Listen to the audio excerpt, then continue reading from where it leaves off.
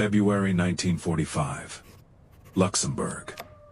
Inside a requisition municipal building, a lieutenant colonel took a blue pencil and crossed one sentence out of an award citation. Not corrected it, not clarified it, crossed it out.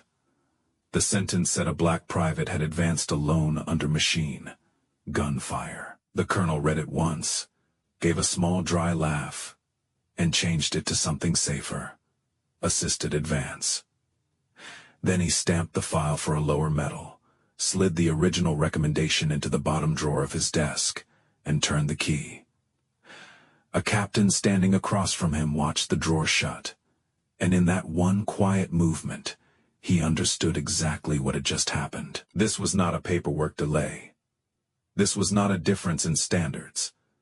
A soldier had earned his honor in the frozen mud, and a man with clean cuffs had just tried to bury it under oak and brass. But the captain had kept the carbon copy. Private First Class Isaiah Mercer was 22 years old. He came from Bronzeville on the south side of Chicago, where train smoke hung over the rooftops, and men learned early how to keep their face still when they were being measured unfairly. He was not loud. He did not make speeches. He had a habit of checking the laces on the men beside him before a movement order, because in winter one loose boot could become a frozen foot before daylight. Mercer served in a segregated American unit attached to a hard-used infantry task force during the Ardennes fighting. The Army gave men like him rifles, orders, and second-hand expectations. It asked them to carry the same danger while living under a smaller measure of dignity. He knew that before he ever crossed the Atlantic. What he did not know was that after surviving German fire, he would still have to survive an American desk.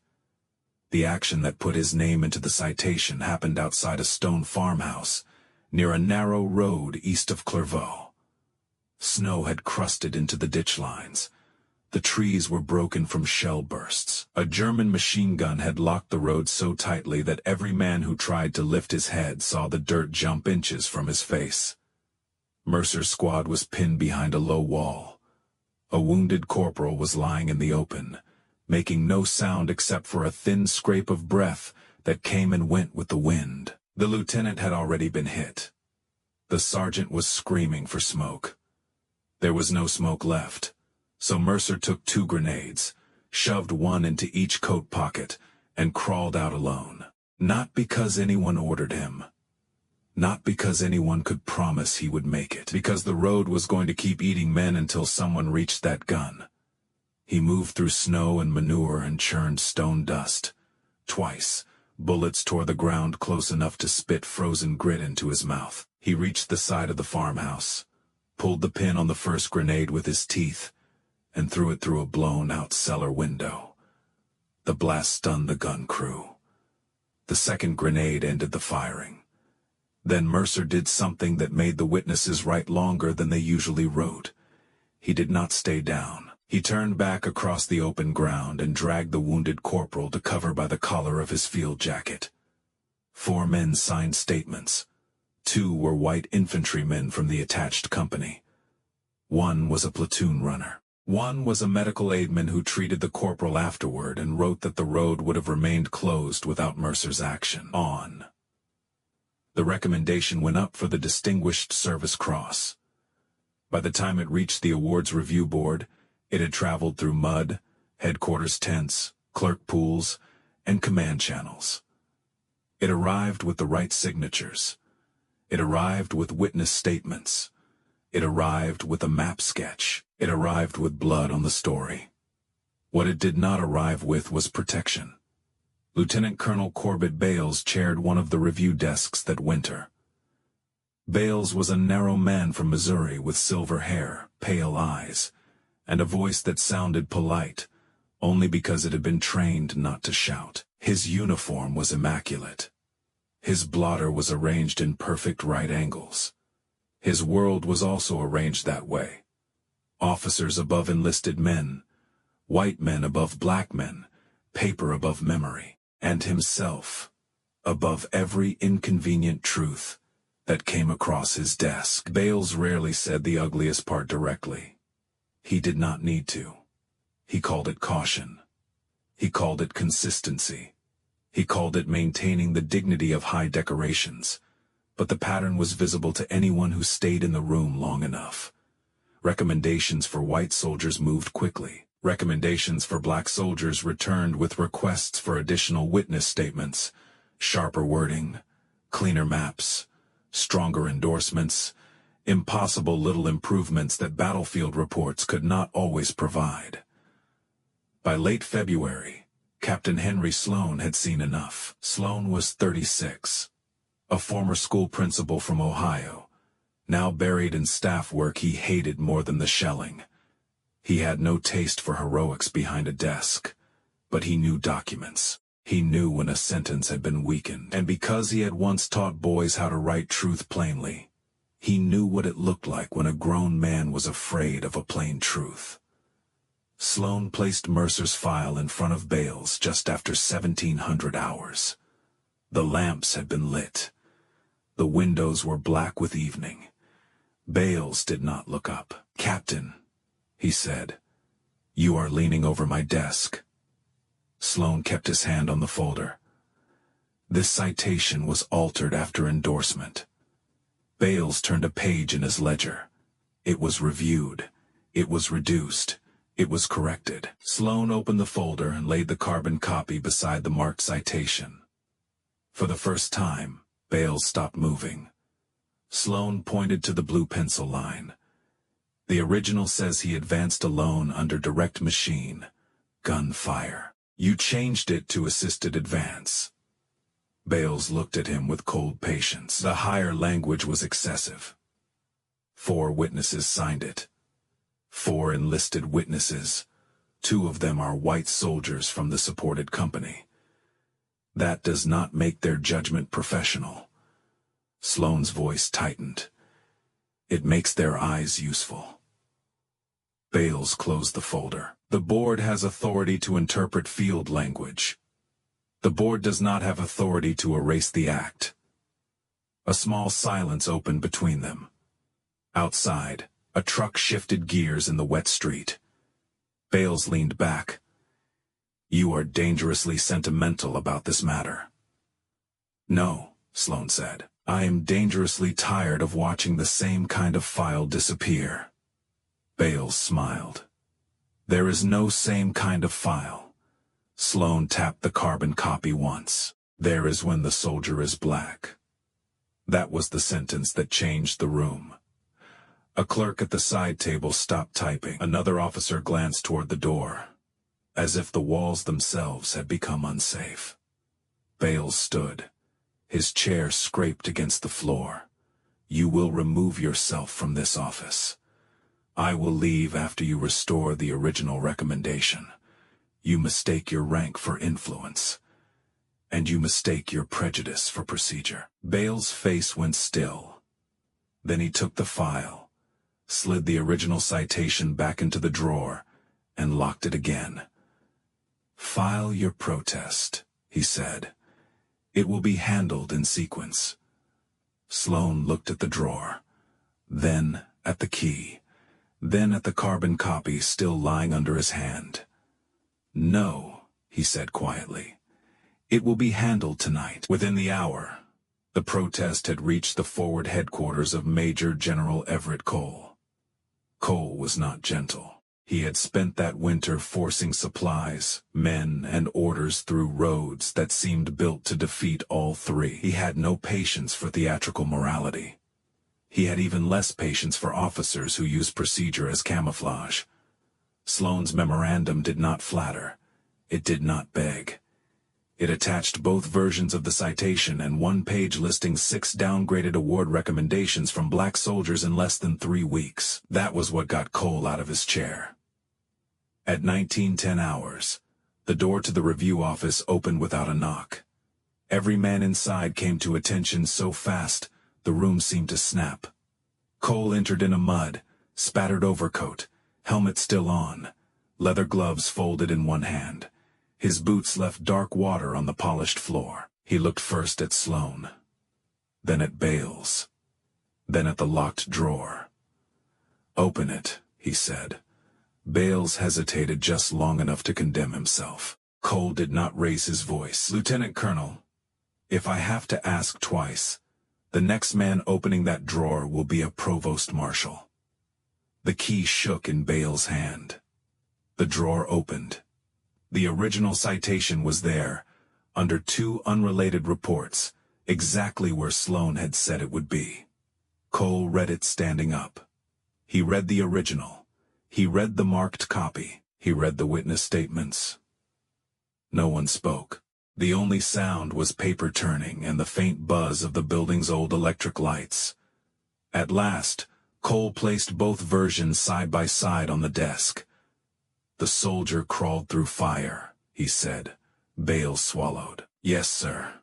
But the language." "The soldier threw grenades into an enemy position." "Yes, sir. The soldier pulled a wounded man back across the same ground." Bale said nothing. Cole looked up. "And you decided the problem was adjectives?" No one moved. Cole's voice dropped lower. "That private did not ask this army for comfort. He did not ask it to admire him.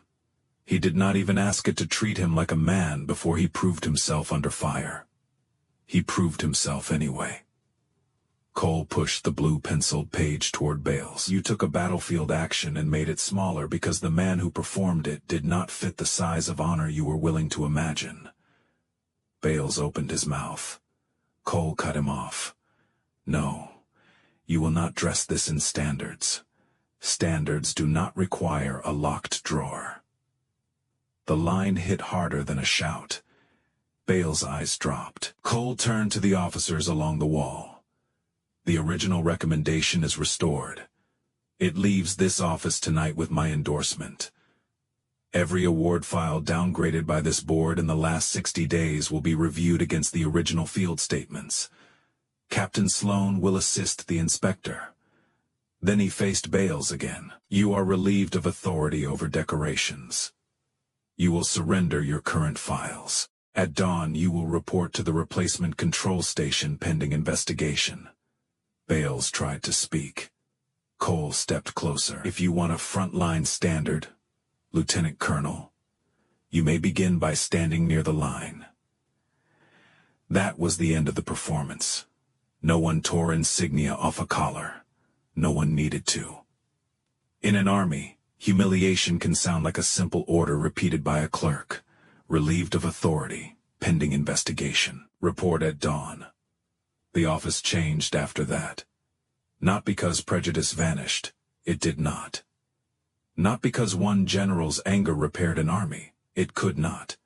But because the drawer had been opened in front of witnesses, and everyone in the room had seen what was inside. That mattered. The next morning, clerks began pulling carbon copies, witness statements, and board summaries from stacked boxes. Names returned to the surface. Actions that had been softened were sharpened again. Phrases that had been trimmed until courage looked ordinary were restored.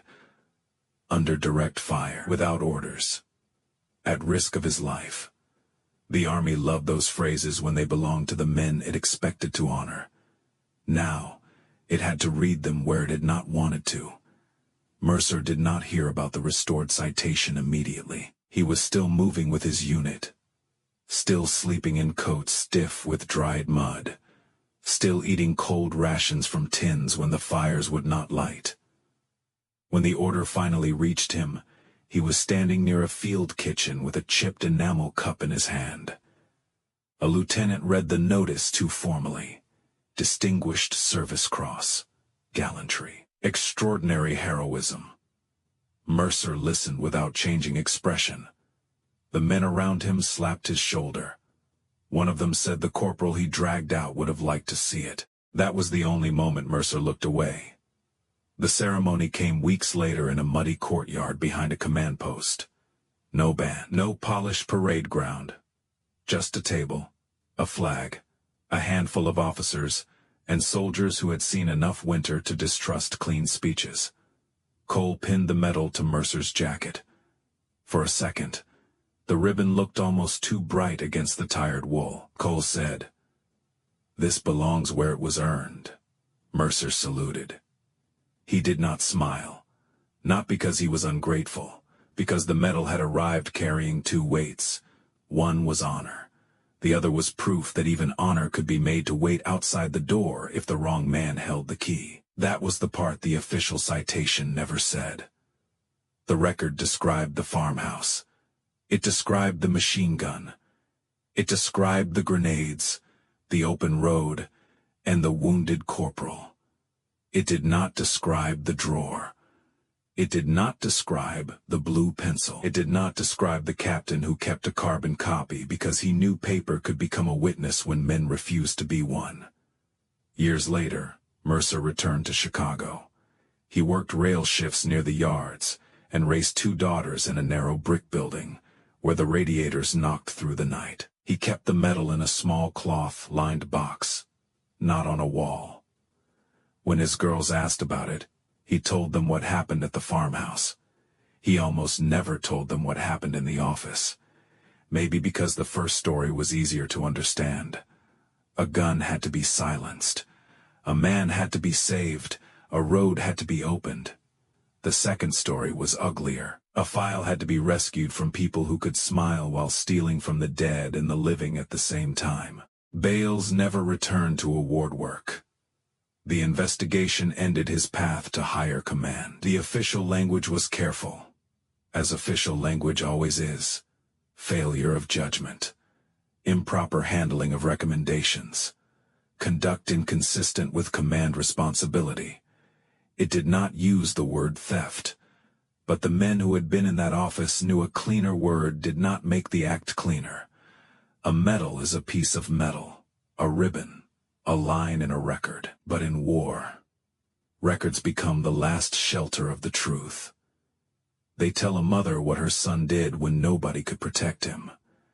They tell a child why a quiet father sometimes looked through a window, as if he were still listening to distant guns. They tell history which men were allowed to be brave in public. That winter, in a room that smelled of wet wool, pencil lead, and old varnish, one locked drawer tried to decide the size of a black soldier's courage. It failed. Because someone kept the copy.